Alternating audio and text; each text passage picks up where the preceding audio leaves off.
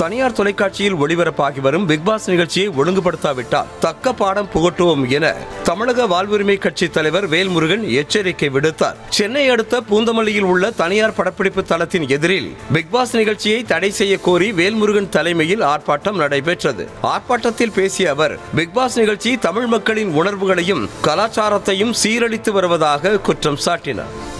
7 கோடி மக்களுடைய உச்சபட்ச அதிகார மையம் சட்டமன்றம் பேசிட்டோம், கவன ஈர்ப்பு கொடுத்துட்டோம், முதலமைச்சருக்கு கடிதம் கொடுத்துட்டோம், எல்லா காவல்துறை டிஜிபி ஏடிஜிபி கமிஷனர் எல்லாருக்கும் இதில் ஏற்படுற பாதிப்புகளை விரிவாக எழுதியாச்சு.